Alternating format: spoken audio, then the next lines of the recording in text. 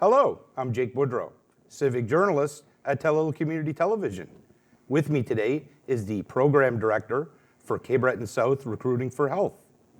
Welcome back, Gina MacDonald. Thank you for having me back. So I guess the best place to start would be have you talk about what Cape Breton South Recruiting for Health does on a daily basis. Sure, yeah. We're a community nonprofit organization run mostly out of the Lord Way's Clinic, who does all of our accounting and administration work. We work specifically for the municipality of the County of Richmond and the town of Port Hawkesbury for recruitment and retention of healthcare professionals. Not just doctors and nurses, although those are the priorities. We also work on recruitment and retention of allied health. So things like lab techs and paramedics and sonographers and anything that has an available position in Cape Breton South, we work on recruitment and retention of those healthcare professionals. And that also entails some programming for the public in the absence of the healthcare professionals that we need to make sure that the public is getting the healthcare resources that they need. You were here about a year ago, I guess it was almost a year exactly, and we talked about a number of things at that time. So maybe you can update on what's been taking place. Yeah, I mean, we're always very busy and it always changes. There's no way to really predict when a physician is going to decide that they want to come to the area for a tour and when Nova Scotia Health might be bringing somebody in for a visit. So we try to keep our schedule very fluid and very flexible. We're adaptable to specific situations within facilities. If they're lacking some staffing, we work with the site directors of that facility to make sure that they get what they need. But as far as project work is concerned, we just had our Community of Care Awards at the Port Hawkesbury Civic Centre. That was a fabulous evening, it always is, where we honor healthcare professionals in various categories for all of the hard work that they've done over the past year. This year was a little bit punctuated because of the weather, so we cut it a little bit shorter than we ordinarily would, but it still gave us a chance to honor all of the hardworking healthcare professionals in our area, everything from CCAs to nurses, dietitians, paramedics. We have lots of people that fall under our umbrella that we like to recognize, and it's really a good opportunity to give them acknowledgement that they probably otherwise wouldn't get. I don't really know of any other CCA awards that are available. So it's really nice. People get to go up and they get to get an award in front of their whole family, and we invite the administration of the staff in the area that they work. So it's a nice evening for the community. Everybody can get together and outside of a clinical setting and socialize. And it was a really, really nice evening. We look forward to it every year. So that's probably our biggest and most recent project. Since I've been here last time, we had another very successful Business of Medicine course last August where we hosted 5 medical residents, and this time they brought their spouses and in a few cases even their children. And so we had a really nice weekend in St. Peter's and tours around the area. They went to medical clinics, they went to the hospital, we took them sailing. We had a really, really great community experience with them, and they got to see firsthand what it was like to live here. We took them to the farmer's pantry, which they always love to get coffee, and so it was a really, really successful event. They've all made connections with facility managers or other senior leadership in the area to discuss future practice opportunities. So I think that one went really well, and the dividends will only pay off down the road when they're done the residency, but we're really hoping that project continues to pay off for us. When you made a presentation, I believe it was March 11th at the Richmond Municipal Council's Committee of the Whole, you mentioned a career catalog, an idea that you had targeting young students here in this area. And one of the ideas was that if they're from this area, there might be a good chance that they'll come back here to work as healthcare professionals in this area, and something that's badly needed. Maybe you can talk about where that idea came from originally. In discussions with physicians, with Dalhousie medical affairs staff, with residents themselves, and just looking at the field of medical residents and what the trends have been over the course of the few years that I've been working for Cape Breton South Recruiting for Health, it seems to me to be very, very obvious that people who are most used to living in these rural communities are the most likely to stay. Retention is as important as recruitment, because at the end of the day, you don't want people who are lured here under false pretenses and then who end up deciding that it's not the way of life for them and leaving. That doesn't really do any favors to the community. So we would prefer to have people who are already living in the area, who have already been exposed to the culture, they already have ties to the community, they have an appreciation for it, they know about the way of life, so it's not a surprise to them. And should they decide to come back into the region after they graduate from whichever discipline they decide to study, then they're much more likely to stay here than somebody else who's coming from away. So that's something that's been recognized all across the province. Since the career catalogues have come out, we've actually discussed it at even greater length. And part of my application for funding to the province this year is to take a deeper dive into that aspect.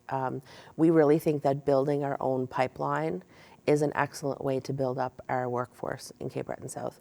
We have a lot of really smart kids here, and there's a lot of them that are in middle school, in high school, in university, and who have graduated. And if they know about the positions that are available here, then we feel like it's a really good opportunity to grow our own workforce. And so part of that funding application will be for a microsite, which will have pre-recorded content, basically a short film about how working and living in Cape Breton South is a good opportunity for these students who are from the area, and that accompanied by our catalogue and visits to the schools on a regular basis, we're hoping will be a really effective campaign for recruiting our own workforce. We're still waiting for our application from the Office of Healthcare Professionals Recruitment to determine whether or not we have the funding for it, because as is everything, it's an expensive project. But we do have some catalogs ready. We have gone on some school visits, and we're really hoping that the funding application is approved so that we're able to continue with the project, and then hopefully next year when I come, I'll have an even bigger and better update for you. How has it been received so far, this career catalog?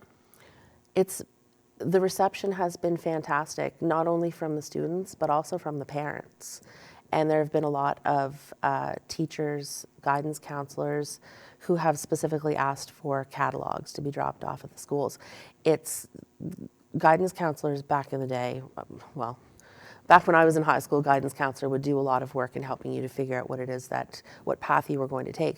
Guidance counselors today have so much on their plate aside from just career counseling that a lot of kids just don't know the opportunities that are available in all different fields, even within just healthcare itself. I know that when I was in high school, I didn't know what a lab tech was, and it's not something that was introduced to me.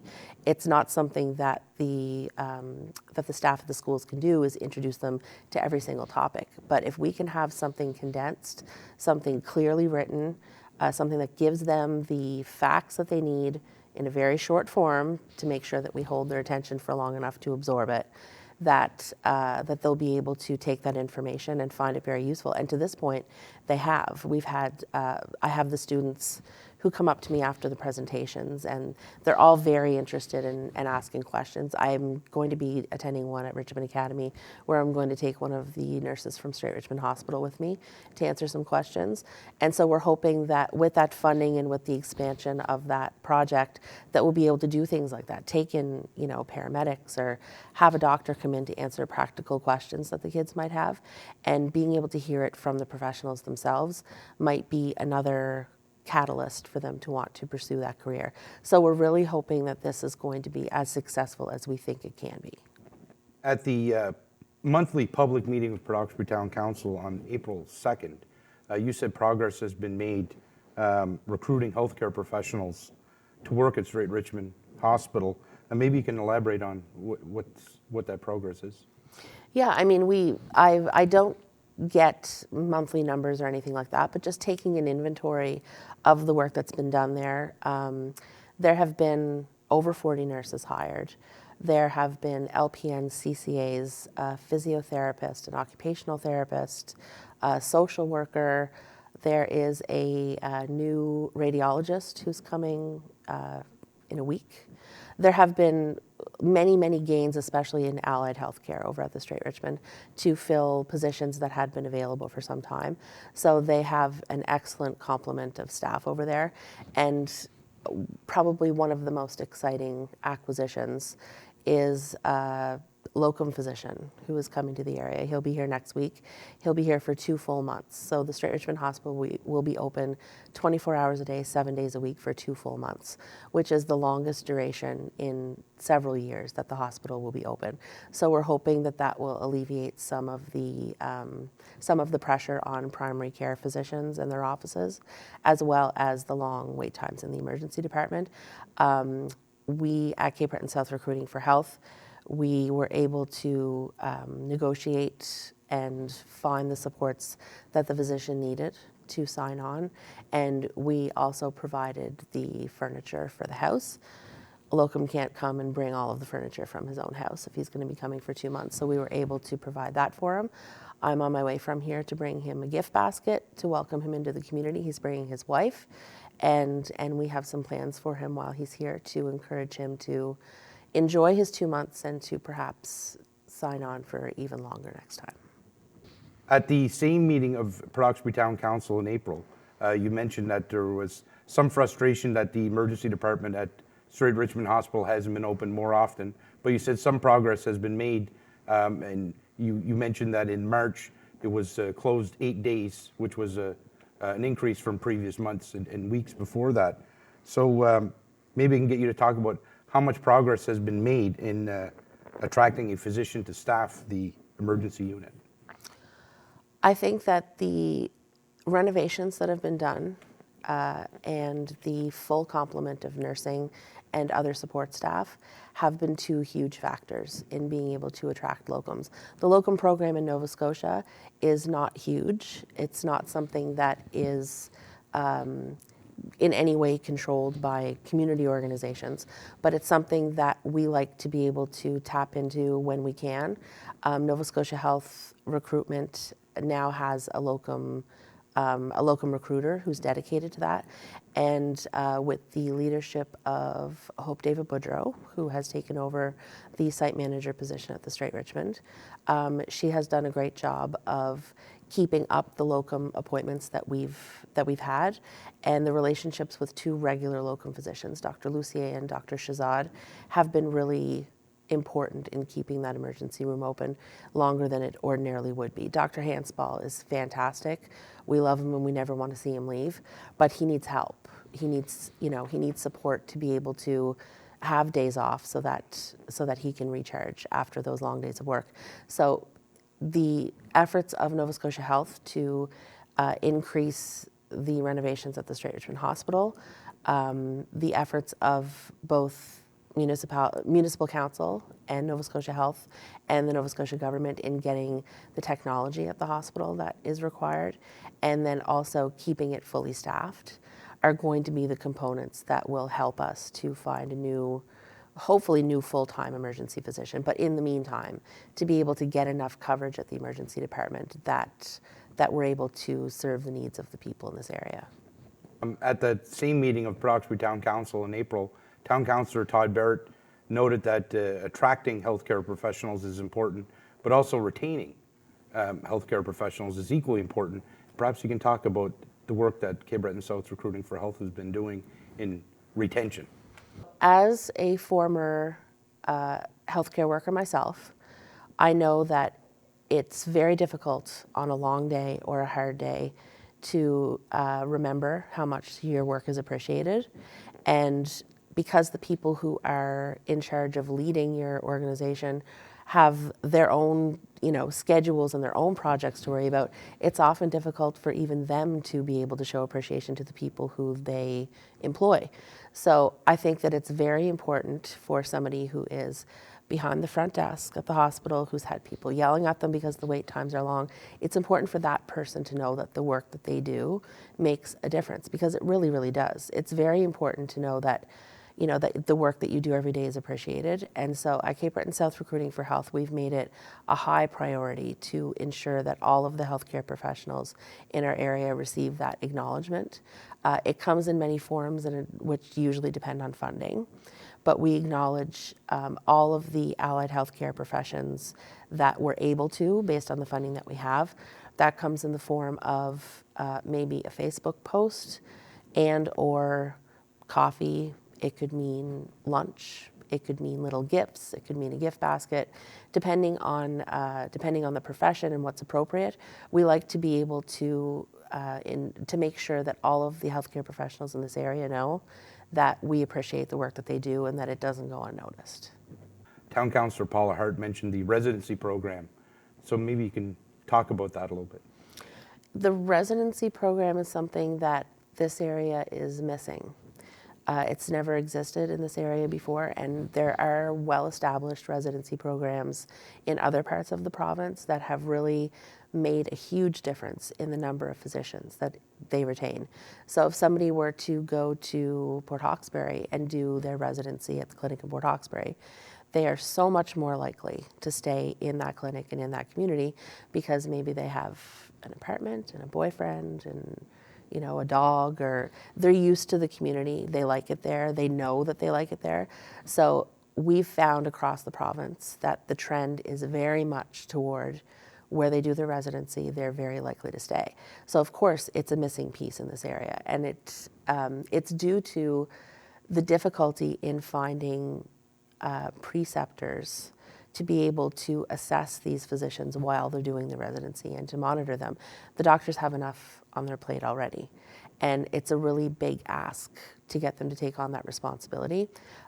Knowing that our efforts are pointed in that direction, and the physicians in this area being as selfless as they are, we have had many very productive conversations just this past fall, especially with Cape Breton University and the new medical campus that's opening up there in September, and also with Dalhousie University residency program to start the process to get residents to Cape Breton South. So right now that looks like taking in students and medical learners for different placements, clinical placements. Maybe it's a week, maybe it's 3 months, whatever is required based on their courses. We also have Rural Week, which that's an opportunity for students in their very first year of medical school to come into a community, see what it's like to work rurally, and to go to a rural clinic. So we are participating in that this year. We have a student coming the 3rd week of May. And then we also have all of the physicians in Port Hawkesbury have signed up to Dalhousie so that they're able to take on residents. So that application takes some time. The whole process in and of itself, like anything else, is going to take some time. Rome wasn't built in a day, but it's better to start the process now than 5 years from now. So we're hoping that the final product of all of this work and all of these partnerships with Dalhousie and Cape Breton University will lead to one day a residency program in Cape Breton South where we're able to take residents at the various clinics and that they stay here permanently. Yeah, and you alluded to that too.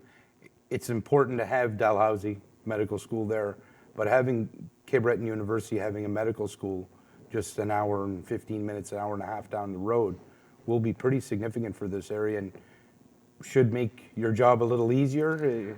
I don't know if I could say that. Would that be accurate to say? I'm hoping so. I hope you're right.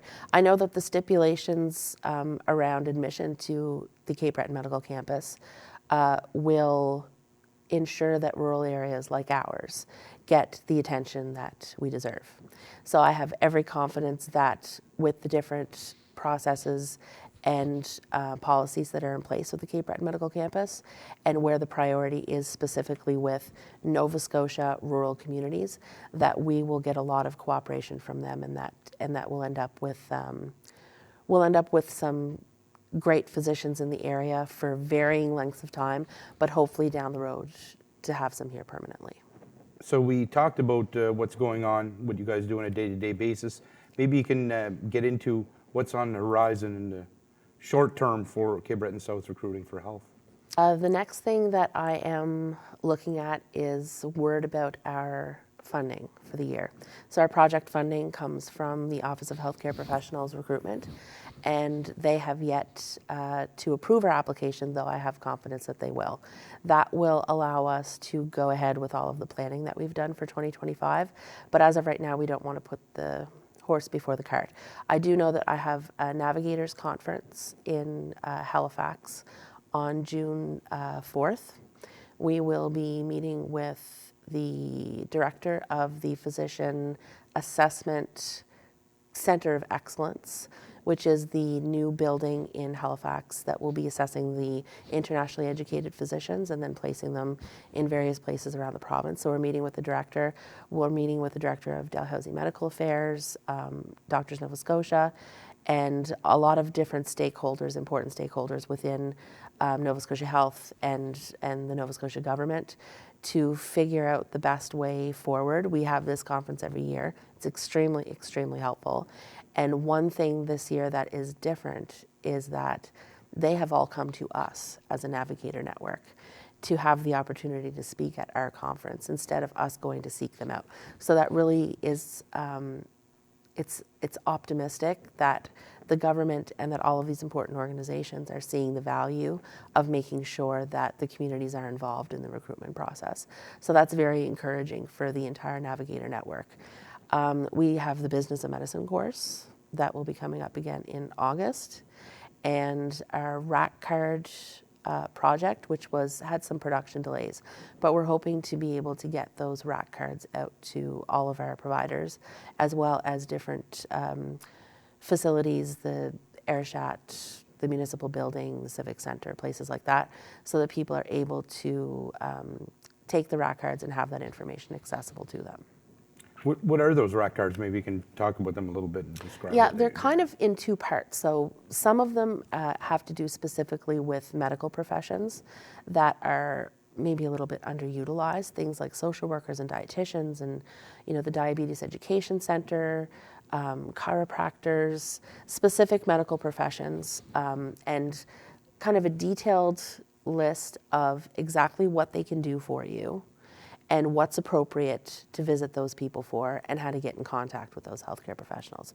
So a lot of people don't know that the pharmacy can treat things like UTI and conjunctivitis and things like that.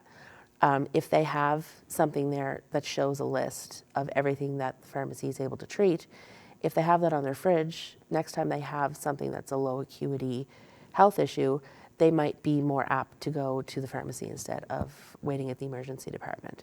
So it's those types of things that we're looking to happen, and that's the purpose of having these cards available. The practitioners within the area, the doctors, have given some out and have run out. So people are taking them, and it's also very beneficial for them to not have to continuously look up the information, and they're able to just pass it to their patients. So that's the first part. The second part is more community resources and social prescribing. So things like food banks, massage therapy. There's furniture banks. There's mental health resources, there's seniors resources, and all of these cards, each one of these topics has their own individual card. So you're able to get all of the mental health and addictions, contact phone numbers, and lists of the organizations and exactly which people they help. So we think that it's going to be a valuable tool for the community to be able to have access to these already compiled sources of information. Well, I'd like to thank you very much for coming to our studio, answering my questions, speaking with our viewers. I know you're a busy person, so I appreciate you making time for us. Thank you. Well, thank you for having me. I love to talk about the work that we're doing.